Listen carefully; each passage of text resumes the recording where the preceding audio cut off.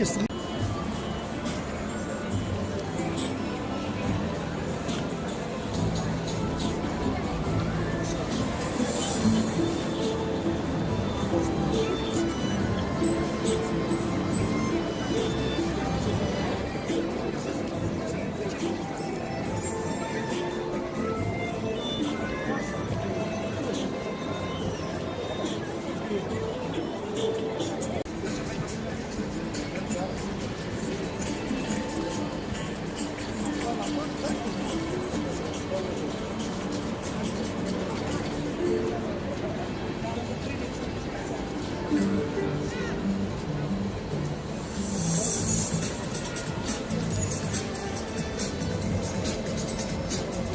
Ханымдар мен мырзалар, қымбатты алматылықтар және қаламыздың меймандары.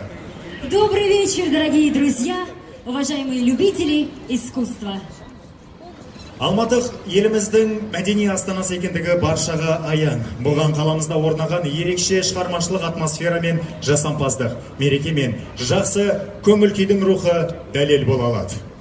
Особенно ярким штрихом в культурном образе Алматы. 25-нен бастау алып, қыркүйек бойы жалғасады. Мерекенің басты мәдени оқиғаларын жіберіп алмаңыздар. Қала күні құтты болсын, құрметті достар! Сегодня на фестивале оркестров присутствует аким города Алматы Бауржан Байбек, почетные гости и деятели культуры.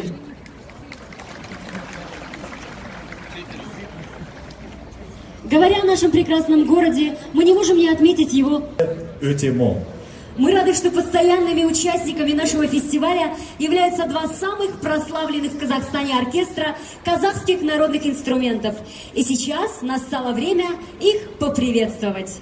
Құрманғазы атындағы халықтар достығы орденді Қазақ мемлекеттік академиялық халық аспаптар оркестрі дирижерлары Қазақстан Республикасының мәдениет қайраткері Жексен Айсын және Серпер жастар сыйлығының иегері Абылай Тілепберген.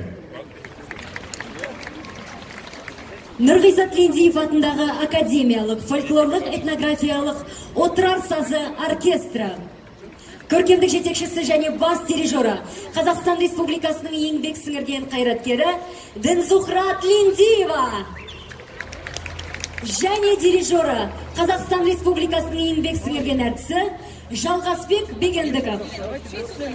Құрметті достар, сіздер бұл екі тамаша Будет сказать о том, что эти два именитых коллектива являются культурными визитными карточками Казахстана во всем мире, друзья. Динара, менің ойымша көрермендерді көп күттірмей концертімізді бастайтын уақыт жеткен сияқты. Конечно, Жандос, вы правы. Да здравствует Ее Величество музыка. Дорогие друзья, мы начинаем. Түркештің күйі көңіл ашар, дирижері Жексен Айсын. Қошеметтеріңіз.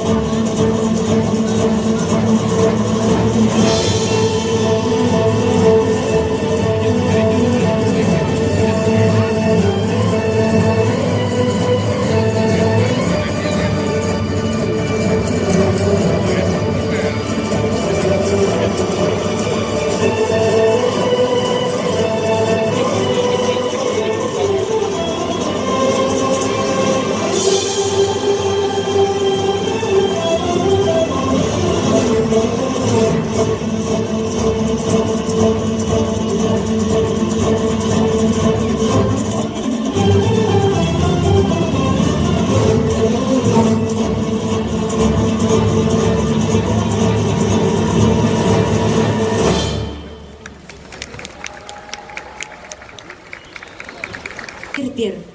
Исполняет Государственный академический оркестр народных инструментов имени Курмангазы. Дирижер Аблай.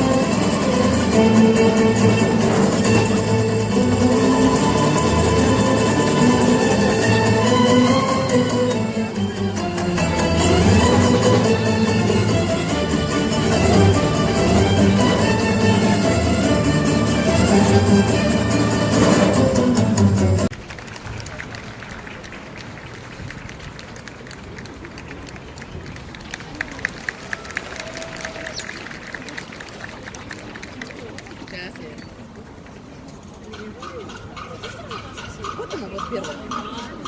А вот первая, вторая, третья, четвертая, ну, страх, я думаю, не получится. Я думаю,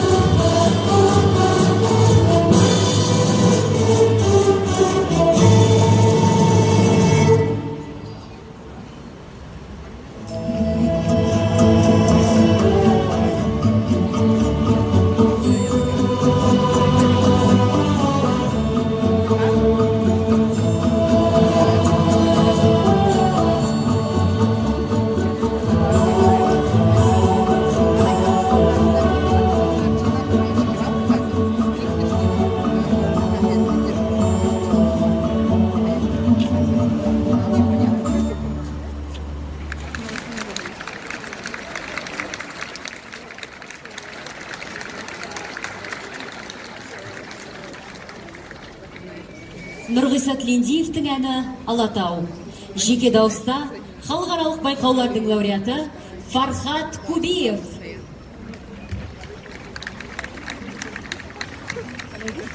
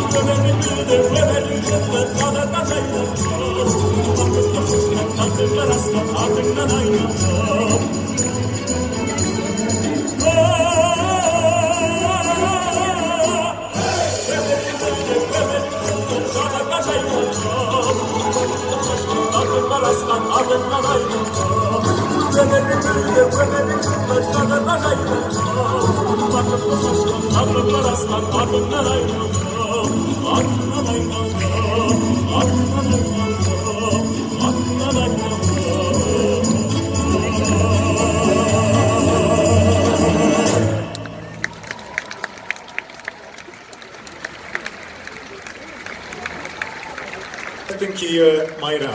Орындайтын халықаралық және республикалық байқаулардың лауреаты Батыржан Мықтыбаев. Дирижері Абылай Тілепберген.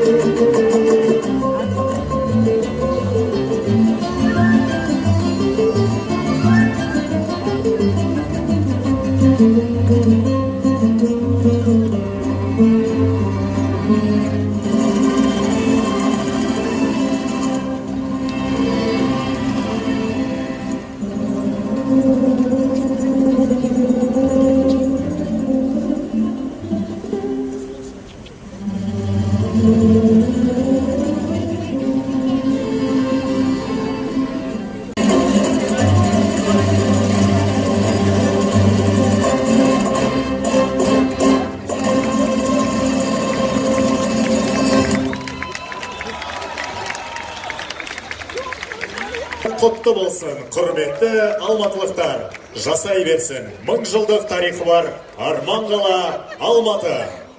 Ескендір Хасанғалиевтің әні «Алматының алмасы». Сахна төрінде Қазақстан Республикасының мәдениет саласының үздігі Бақыт Тұрман.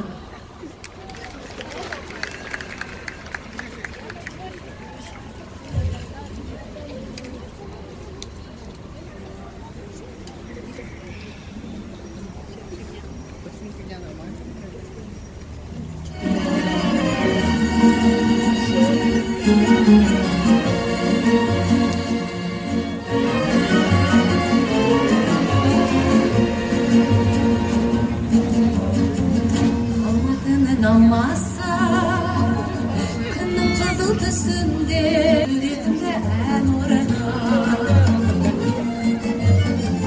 Қызыл таңнан тұрағында, қызыл алма жинайма. Алматының апортын сәулем саған сыйлайма. Кеткенімде сәулем алма жүзін алауға. Менің тағы қалды қой жүрегіме ән орана.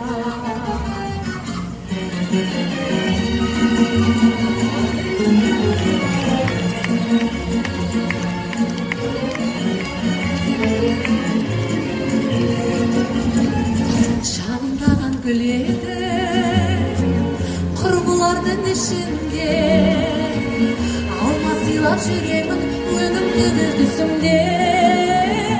Кеткенімде сәулем ай, алма жүзік алауға. Менің дағы қалды ғой жүрегімде ән орана. Кеткенімде сәулем ай, алма жүзік алауға. Менің дағы қалды ғой жүрегімде ән орана. Менің дағы қалды ғой жүрегімде ән орана.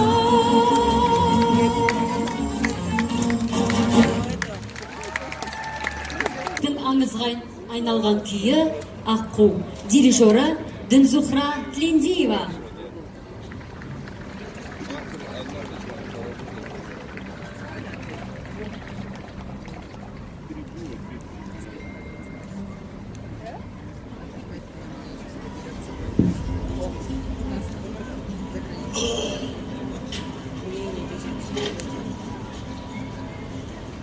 Она нет, что чуть не засрала.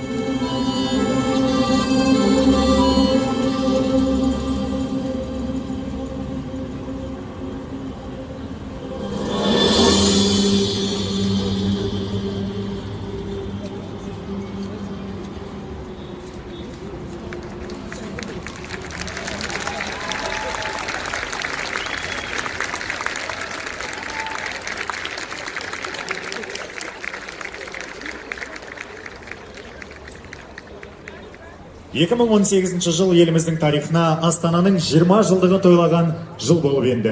Біз тағы да бүкіл Қазақстандық халықаралық және республикалық байқаулардың лауреаты Данияр Байжуманов, дирижері Аблай Клепберген. қошеметпен қарсы алайық.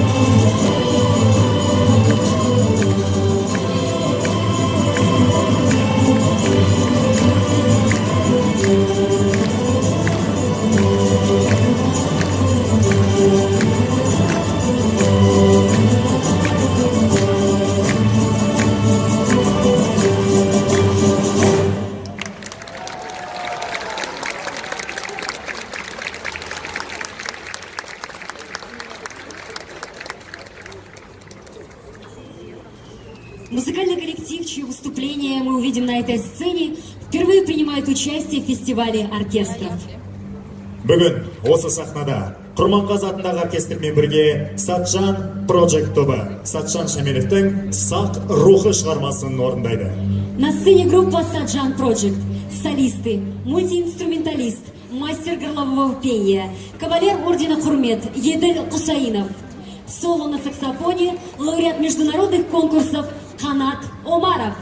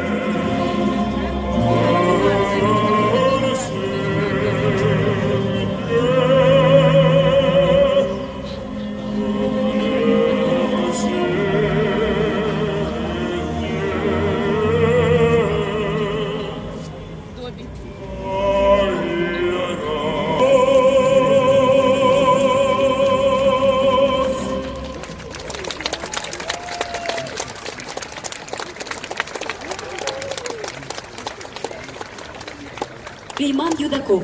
Ария Ходжи Дарги из оперы «Проделки».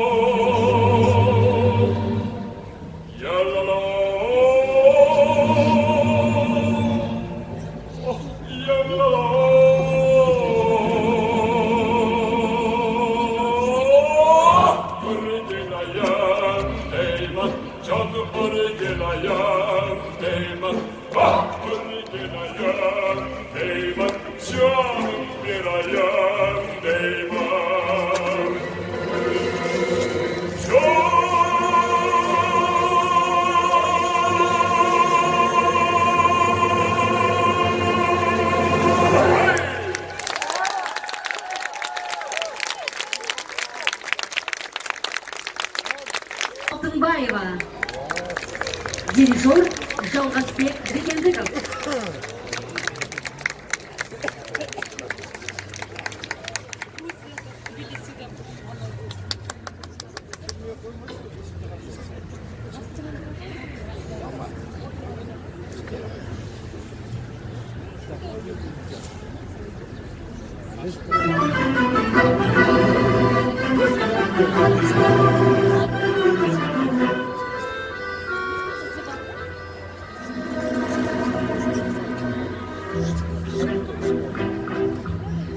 Ich weiß es selber nicht, warum man gleich von Liebe spricht.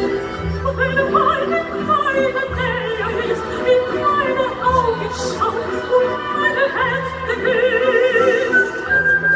Ich weiß es selber nicht, warum man gleich von Zauber spricht.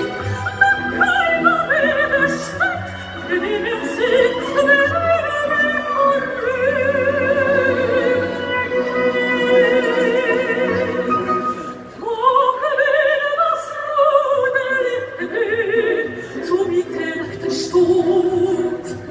und alle lauschen meinem Lied, machen mir wie klar.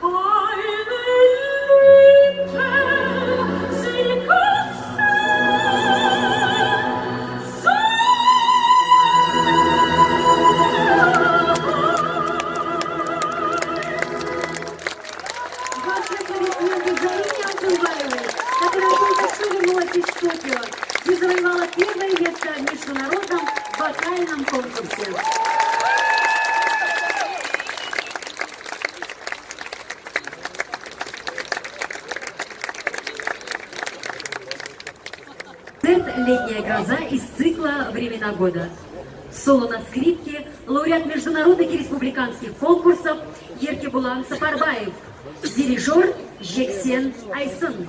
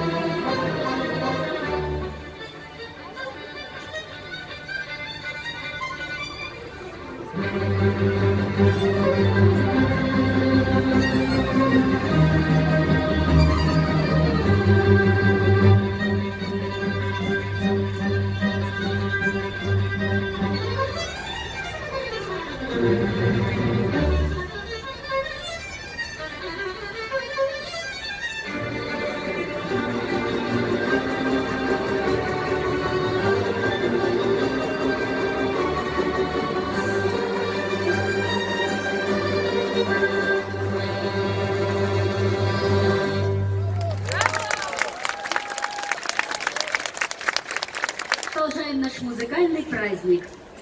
Пусть добро и прекрасная музыка бесконечно живут в ваших сердцах. На сцене Государственная хоровая капелла имени Бахаджана Байкадамова. Художественный руководитель и главный дирижер, заслуженный деятель Республики Казахстан Беймбет Демеов.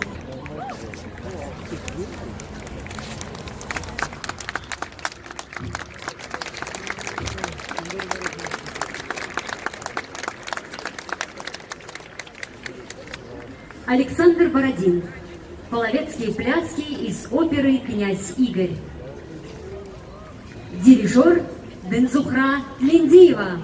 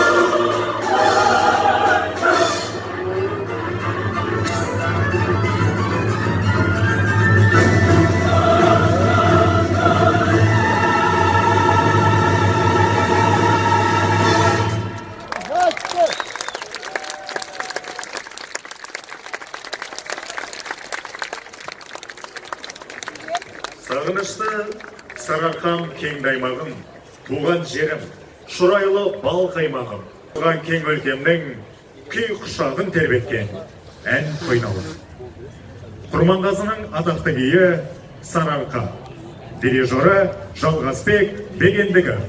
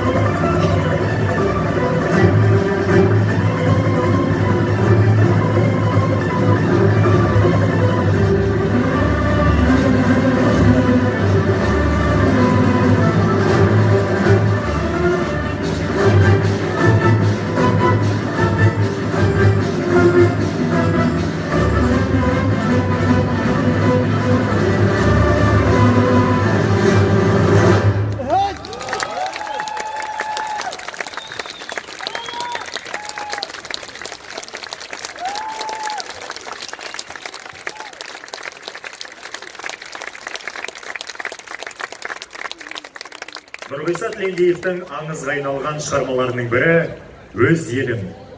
Жеке дауыста Фархат Көбеева.